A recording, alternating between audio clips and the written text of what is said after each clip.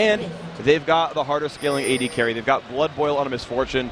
Now, he's got to worry about a little bit of Xin Zhao dive, but generally speaking, unless Lilac crushes his lane, Arquel and Zaxus are going to be kind of the guys to look for after all said and done. How are they going to do? What do you think about level 1 here, Freak? Are we going to see any action? I mean, right now on screen we can see that LGIM are all gathered in the south part of the river with all 5 men. We've got Shen on the top side. Can we expect them to be really pushing through for anything here? Well, LGIM are definitely looking for something aggressive. The difficulty for them is Arquel is going to see them coming and has so much base movement speed, being Misfortune, that I don't think he's really going to be in danger here. The recall actually coming in. Oh, they're going to lane swap. They're going to send 2 top and just send Shen bottom. And this does bring up some difficulties because they have no ward coverage, and Amumu is starting blue. Amumu is going to be coming down towards blue. Wukong is there. Shen will be around the party by the time the LGIM do decide to move themselves there in towards this blue buff. There are no wards down there currently, so things could get really, really nasty here coming around for ANX's, especially if this Shen just completely leaves early on. Well, Shen is around. He went cloth 5 instead of like 7 potions and 2 wards, so he's going to see them coming, but I don't know if it's going to be enough because they might just lead with Rupture.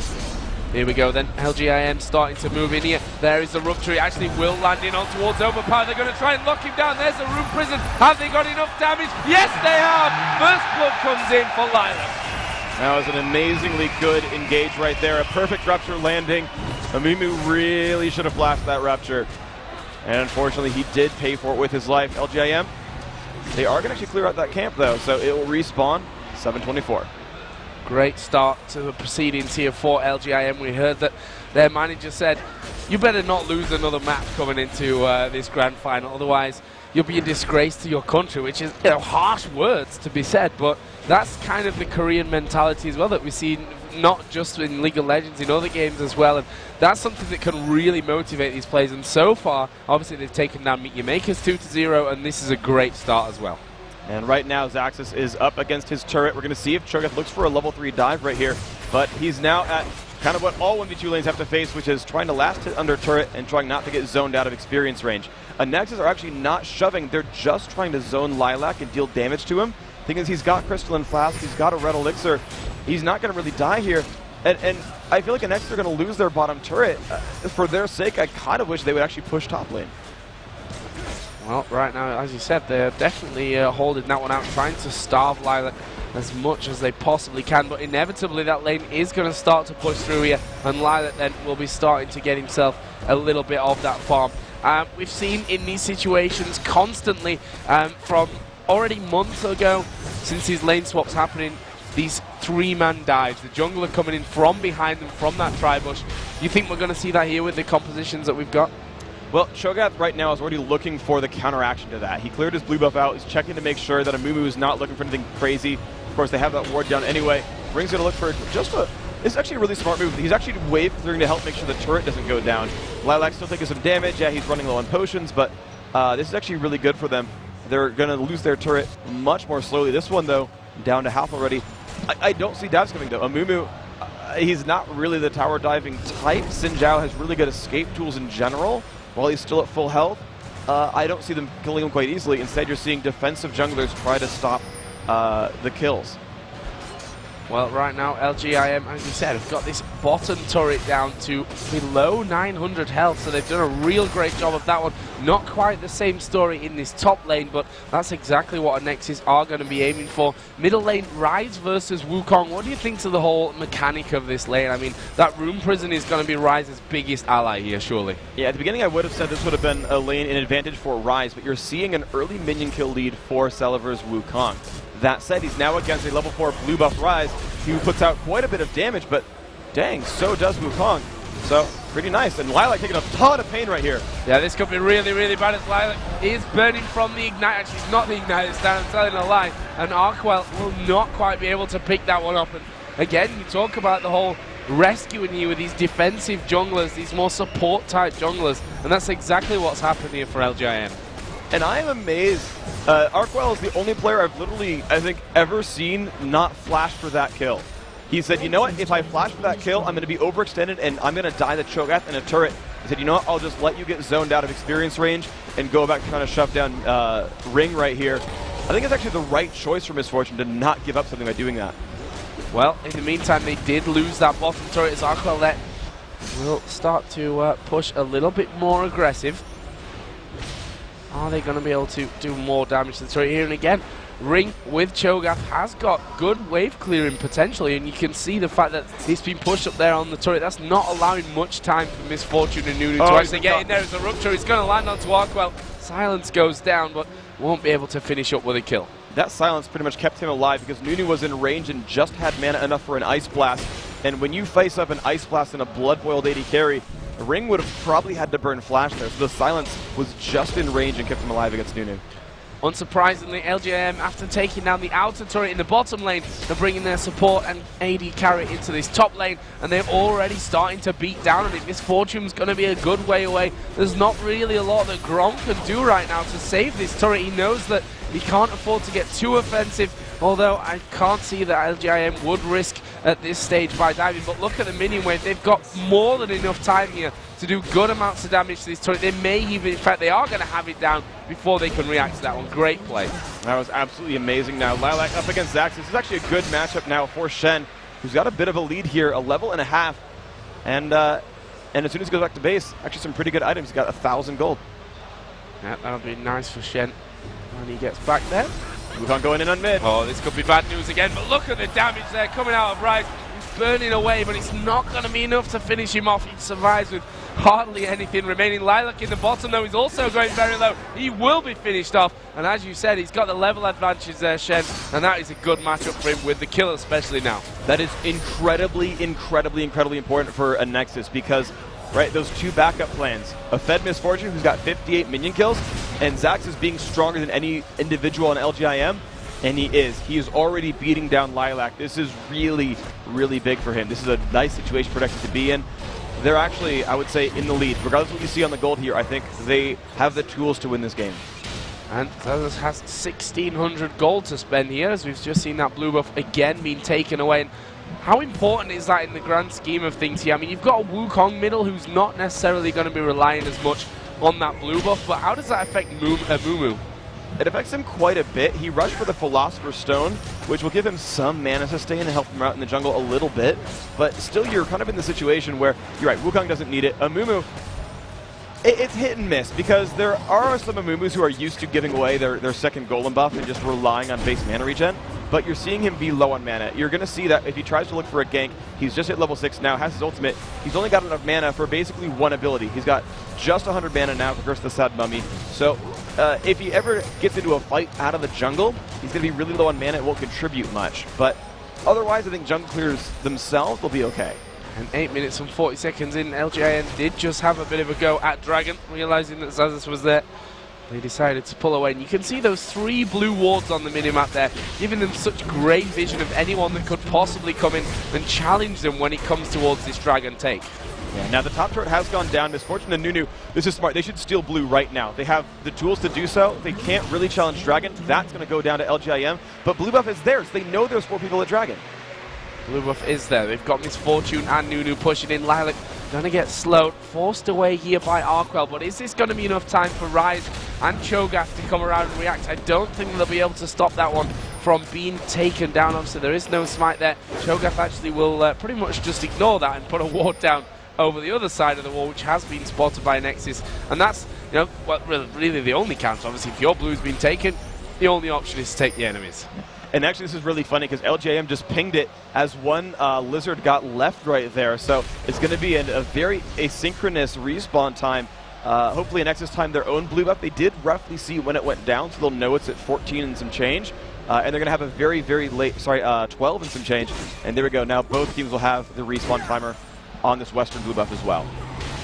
Yep, that ward giving it. So technically, next time around, Nexus could end up getting both on the other side. So we'll see how that one all works out here. Right now, though, turret advantage, of course, is in the favor of LGIM. Kills bang even. Well, it's 1,000 gold difference. Obviously, that Dragon was taken out earlier on by LGIM. Let's have a look down the items, see what we've got. The 280 carries, pretty much identical stuff there. Ezreal actually got a few more pots and a ward in there, but you know, Doran's Blade. Oh, actually, Lasher here getting caught out in the middle. He's going to get snowballed. There is Curse to the Sad Mummy. He's going to die. That was quick stuff. Rise is actually trying to turn this one back around, but they've just not quite got the damage, and with 4 men there, Rise can't afford to go down either.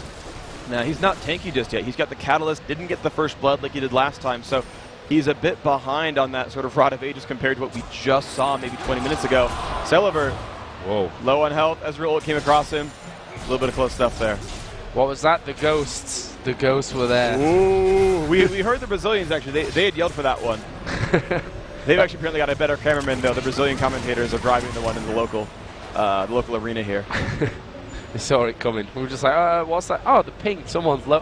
Someone's low. Okay, yes. There we go. You know, we have the royalty of usually having a cameraman for us, so that's how it goes on the English side of things. But yeah, that was close. But again, no kill for LGIM, and they've managed to take out that Zyra, which is always a big bonus. Kill now for Shen, kill for Wukong. There are 2 Giants belts already. One with Shen, one with the Mumu. On the other side, one with Cho'Gath.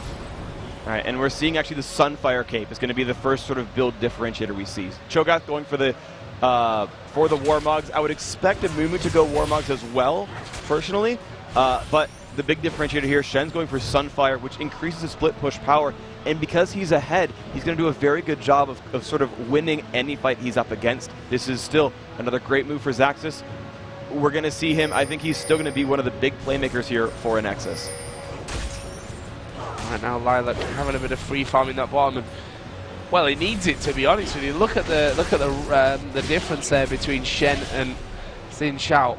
38 to 71. That's a big lead, and we are actually seeing them fight one-on-one in this bottom lane right now. Both losing around about a quarter of their HP. Xaxis did back off, but to be honest, I'm not sure if he really needs to there. He certainly has the armor, got the health in there to combat that. He obviously just doesn't feel like he has the damage to take on Lilac.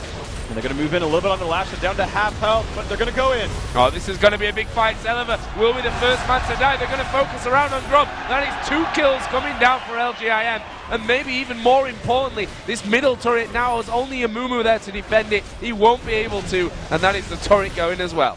Nice move by Lasha, put everything down onto Wukong. The root landed, even despite the decoy, the knockup followed suit, and then he was suddenly revealed. The stealth went away, and then Cho'Gath just took a bite out of crime and took a bite out of Wukong.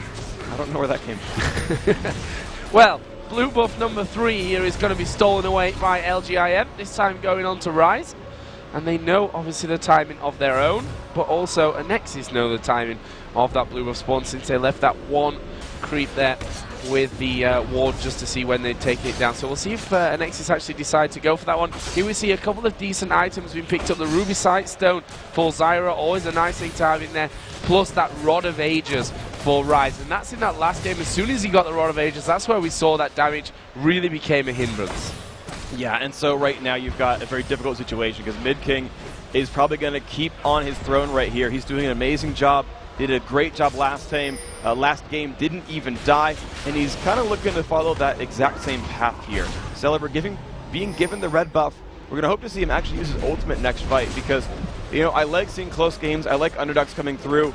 I really feel like a Nexus is the underdog coming into this game, and they're a bit behind, so I want to see him come back a little bit. Yeah, and I'm really impressed overall. I don't think we really touched on that. That a Nexus, you know, in a tournament where you've got Meet Your Makers and Millennium in there with the Brazilian teams as well, Nexus weren't the team, I think, that people had tipped to come this far and actually be in the grand final against LGIM. So every credit has got to be given over towards the Nexus for their performance so far in this tournament. The question really is, though, can you beat LGIM here? Well, they're certainly putting up a good show. And again, certain players on that team are putting on a great performance. Xaxis, again, completely outplaying Lilac throughout this game so far. And we're seeing that Misfortune, Arkel, having a great game as well. Got the Bloodthirster finished. Ezreal does as well. But the only reason Ezreal isn't even close to her in gold and even ahead is because of the turret and dragon pressure his team's put on. So team effort-wise, LGIM are doing amazingly. There's a couple of All-Stars here for Nexus. Well, here we see Dragon spawning once again. LGIM perfectly in position to be taking that out. There is a ward there, so vision is available for a Nexus. No pink ward put down to counter that one, as Zazas actually just getting room prisoned up there. Will taunt himself away. Was smited out there by Ring. And now they're going to be pushing away to see if they can pick up any stragglers here as they move out. Rupture will actually land onto Nunu, but he was far gone from the fight. Yeah, he's going to be perfectly fine right here. What we're looking at basically is, again, it's the team fight team trying to find the proper team fight. They haven't yet, but here they go. They found Ring. Yeah, Ring actually having to flash away here. This could be very dangerous. There's a big silence coming in, but how long will it last? Wukong ulti comes down, flashes in on towards Mid King. There is the bullet time. Not quite got the range. That flash really keeping Mid King alive. And Ring just maybe going a one step too far there in that middle lane. It's still a very good set of crowd control there. A good kill picked up. They burned every ultimate but 2. But as a 5-on-4, they're happy to fight. Wow, and Mumu actually going straight back in there once again. Got himself a couple of turret hits for the pleasure, but this is going to be an Nexus turret. They've got 3 minions in there as Lilac actually is going to come across. Ezreal ulti doing some decent damage. Zyra ultimate goes down as well. Zazas taking a lot of damage. The question is, can Ryze get in position here to actually pick up anything? There's a flash from Lasher. Actually will land the root. Here comes Lilac in there as well, dashing forward. Grom actually puts a lot of damage onto him. Arkwell now needs to escape. Room Prison actually already landed, but there's the Shen ultimate. Stand United just about saving Arkwell. That was beautiful play right there. They picked up ultimately a 1-for-2 overall. The setup for LGIM was hilarious though. Ezreal had ulted from the side well before they engaged, and right before it landed, all the cooldowns came through, and you saw them just crush Overpower out of nowhere. Great comeback there, getting the kill on the Lilac, very useful there. 2 Sunfare Capes on the team. We'll see what Nexus can do. Well, Overpower coming in there, he's going to be enough to scare LGIM away from a possible first, I say first in the turret. They've taken that bottom lane, which I somehow missed earlier on. Ezreal got it on a split push, I think. Yeah, I think it was that last fight. He was pushing up that middle lane, so nicely done there by Ezreal. And, well, that's the thing, you know, kills are staying even, but these turrets going further and further into LGIM's favor. Yes, and that is really where the lead is coming from, because you see minion kills. Just compare right to left. Top lane's winning, jungle's winning, mid's close, bottom's close, support 6 minion kill different, not a big deal. So that's a small lead there. Kills, 4-4. But you see +2 turrets, you see +2 dragons, and that's a 3,000 gold lead. That is a Nexus falling back onto LGIM because they are doing better with global objectives. So that's where the lead is coming from. Those turrets are keeping them in the lead right here, and Nexus needs to find an answer to that. Ryze also has had, in that last one, both blue buffs away there. Celiva just about gets the decoy off before the Room Prison comes in. And now we see the Oracle being picked up by Lasher, so they obviously want to gain a lot of map control from this one. Oracle now, of course, with that time limit on it, is going to be coming. The point is that you really need to utilize it more with that time limit in there, as we are seeing another challenge on for this blue buff. There's the Ezreal ultimate coming across. Blue buff will actually reset the root landing. Zyra ultimate's going to knock pretty much the entire team over. There is Ryze getting 1 kill. Paragon will have to cleanse out, but Celiva is in there. He's going to die. Double kill Ryze. And where are they going to split to next? It's Shen who goes down to Ring. Now Nunu's trying to escape from the side. Ryze is hitting everyone except Nunu, but Paragon comes in for the finisher, and that is a 4-0, and they hardly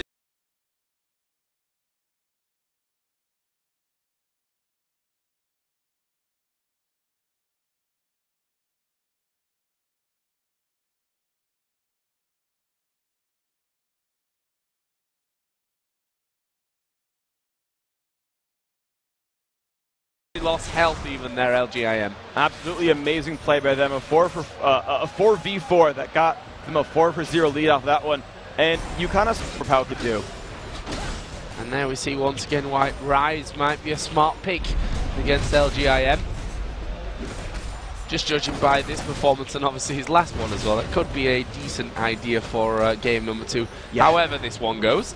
And that brings us to over a 5,000 gold lead now. And if it was, I mean, it was still pretty close. We were hanging around about 2,000, but it just showed you how quickly that kind of thing can really change around. And now Nexus find themselves on the back foot, but now it wouldn't be the first time we've seen a team come back from a potentially losing position. they are in a losing position. They're not super far behind. If they have another fight go like that, you'll get to the point where LJM can kind of tank out the ult chains.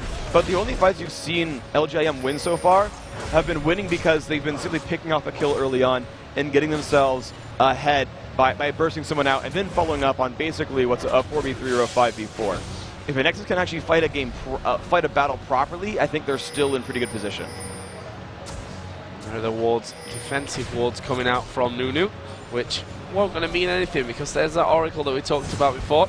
And now they're looking for the second inner turret of the game after that bottom turret, of course, was taken there. He's cursed to the side from his Zyra ultimate's going to come down as a counter. Bullet time not really landing where they would have wanted it to. Xander's actually focusing in towards Lasher. We can see that Wukong is going to get the knock up. Ezreal ulti comes across. Celiver will surely die here. He is going to try and get away, but Misfortune will fall as well. And now only a Mumu stands. And this is a 4-for-1. Here comes Ryan, flashes over, and it's the ace picked up in the end by Ring. And there we go, LGIM just putting on amazing team fight after amazing team fight. And their tanky front line takes a whole lot of damage. A Lilac fell over despite a Sunfire Cape. A Warmogs, a Cho'Gath got dropped down to about a quarter. Mid King, pretty tanky himself, got dropped down low. So you saw the damage come across Incredible Miracle. It took a lot of damage through them, but they had just a few too many items. They tanked it out. They got themselves in a really good spot. And wow, Nunu got ulti there, try and force Paragon away, but in the end could have ended up going down himself, to be honest, if Ezreal would have stuck around. Obviously didn't want to risk anything at that point. They're quite happy with taking the first inhibitor turret of the game. And there we can see again the gold now creeping up to 9,000 there or thereabouts. More like 8,000 if I could count, but still. But counting is over. Actually, it's it is actually 9. Yeah. But see, if I didn't doubt myself, I would be even better at this. It's okay. And honestly, it's not even counting though.